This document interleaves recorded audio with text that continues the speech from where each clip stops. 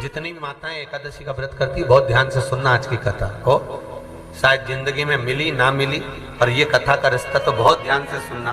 ध्यान से निर्जल एकादशी है। स्कंद पुराण यहाँ तक कहती है कि इस कथा के चरित्र को जो श्रवण कर लेता है उसको 26 एकादशी करना भी नहीं पड़ती। इस एकादशी की केवल ये कथा सुनकर ही वो तर जाता है।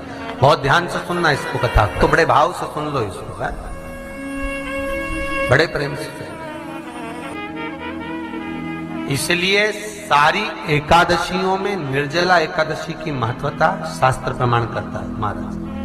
निर्जला एकादशी, एकादशी का उद्यापन जो करा जाता है उसका उद्यापन और प्रदोष का जो उद्यापन करा जाता है, इन दोनों का क्रम लगभग एक जैसा ही। तो निर्जला पहुंचे है, और निर्जला ने जाकर भगवान नारायण से निवेदन करा। भगवान विष्णु ने पूछा, क्या बात है निर्जला, आज तुम खेलती हुई यहां पर आकर खड़ी हो गई, क्या हुआ, क्या है?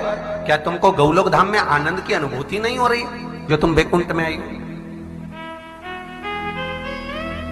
निर्जला घूमती घूमती भगवान के सम्मुख में पहुंच गई। भगवान ने पूछ रहे हैं, बार बार पूछा, निर्जला हुआ क्या तुमको?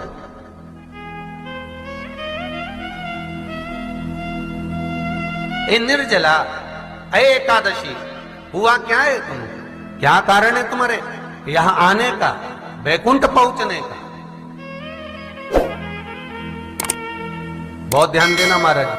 शास्त्र कहता है सोमवार, मंगलवार, बुधवार, गुरुवार, शुक्रवार, शनिवार, ये देवता वो देवता सबके व्रत कर लो, सारे व्रत कर लो, पर ये व्रत आपको परमात्मा के धाम तक लेकर नहीं जा सकते, क्योंकि इनका जो पुण्य है वो मृत्यु लोक में आप थोड़ा सा भी व्रत करते हैं तो पुण्य समाप्त हो जाता है।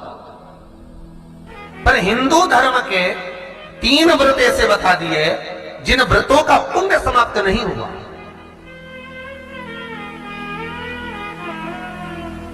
हिंदू धर्म के 3 व्रत ऐसे हो गए जिनका पुण्य समाप्त नहीं हुआ महाराज। क्यों? जिनका पुण्य प्रबलता में बढ़ता गया। पहले नंबर पर एकादशी, दूसरे नंबर पर प्रदोष, और तीसरे नंबर पर शिवरात्रि।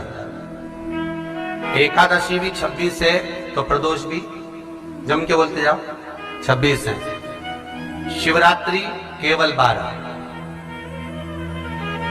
केवल 12, और अगर अधिक मास की पड़ जावे तो ये 13, पर अधिक की आय तो 13 है। तो यहां शास्त्र कह रहा है कि 3 व्रत हमारे यहाँ जिनका पुण्य समाप्त नहीं हुआ, जिनका पुण्य प्रबल हुआ, बड़ा। इसलिए आज भी माता एकादशी का व्रत करती है, और एकादशी का व्रत कर कर अगर कोई जीवात्मा को देते हैं, कोई मर भी गया तो उसको एकादशी का दान देते हैं। एकादशी का उसको दान दिया है। महाराज निर्जला खड़ी है,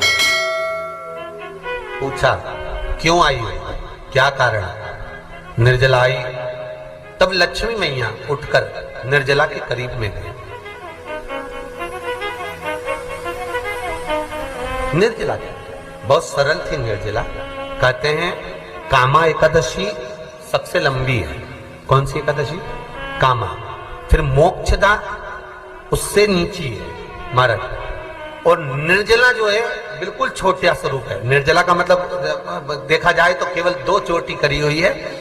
मस्तक पर भोर लगा हुआ है निर्जला के, माथे पर बिंदी लगी हुई है निर्जला के, सुंदर गले में तुलसी की मालाएं पहनी है निर्जला, हाथ में जो हथफूल जैसी माताएं पहले पहनी, 7 बेलपत्री डालकर जो नंदीश्वर भगवान अर्थात जो शंकर जी के शिवलिंग के सामने नंदी होता है, उस नंदी के चरण पर गंगा का जल चढ़ाकर बेलपत्री शिव पर समर्पित कर देता है।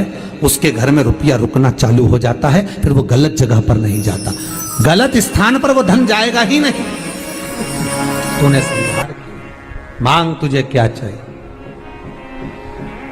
एकादशी ने भगवान विष्णु से कहा, नाथ प्रभु वर दे दो, मृत्यु लोक में जो मनुष्य मेरा व्रत करेगा, चाहे जलचर, थलचर, वायुचर या सांसारिक मनुष्य, मेरा अगर एकादशी का व्रत करेगा, प्रभु उसके यहाँ धन धान्य वैभव सुख संपदा बढ़ेगी और उस जीवात्मा को नरक नहीं भोगना पड़ेगा, सीधे वैकुंठ का उसको वास मिलेगा।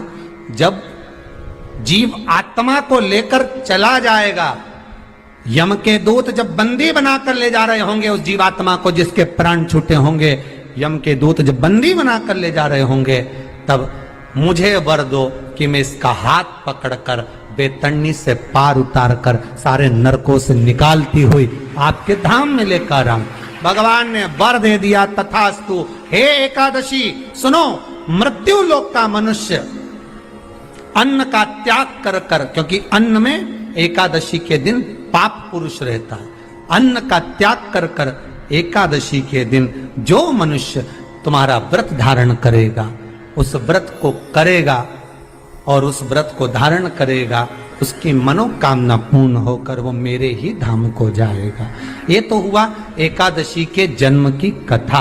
एकादशी के दिन गंगा के जल में मात्र 7 बेलपत्री डालकर जो नंदीश्वर भगवान अर्थात जो शंकर जी के शिवलिंग के सामने नंदी होता है, उस नंदी के चरण पर गंगा का जल चढ़ाकर बेलपत्री शिव पर समर्पित कर देता है, उसके घर में रुपया रुकना चालू हो जाता है। फिर वो गलत जगह पर नहीं जाता, गलत स्थान पर वो धन जाएगा ही नहीं। बेटा अगर व्यसन में पड़ा हुआ है, मदिरा पान में पड़ा हुआ है, मांसाहार में, जुए आदि में जा रहा है, तुम्हें लग रहा है कि मेरा बेटा गलत मार्ग पर जा रहा है, ये मित्र दोस्ती गलत हो रही है, वो सही जगह पर आ जाए। करना है एकादशी।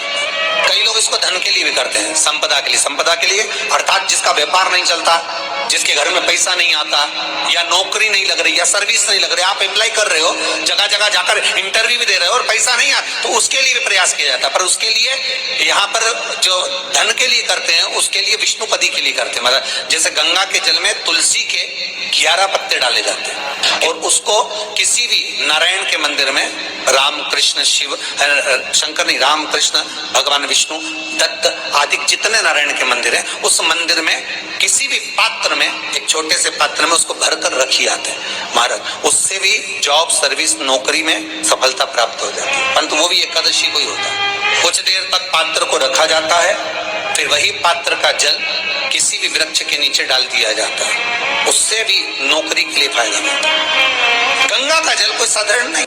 दशमी, एकादशी और द्वादशी, इन 3 तिथियों पर एक रोटी में थोड़ा सा मीठा रखकर सोमक पितृ का नाम लेकर यदि गाय को खिला दिया जाता है, तो अगर कोई पूर्वज प्रेत योनि में भी पड़ा हुआ होता है, भटक रहा होता है, जिसको पिंड नहीं मिला, जो अचानक मर गया होता है, अधोगति में चले गया होता है, उस जीव की मुक्ति दशमी, एकादशी और द्वादशी, ये 3 दिन सोमक पितृ का नाम लेकर रोटी में, पूड़ी में मीठा रखकर अगर गाय को खिला दिया जाता है, ये 3 दिन तक, तो वो पितृ कभी भटकते नहीं है, उनको मुक्ति प्राप्त हो जाती है, मोक्ष में।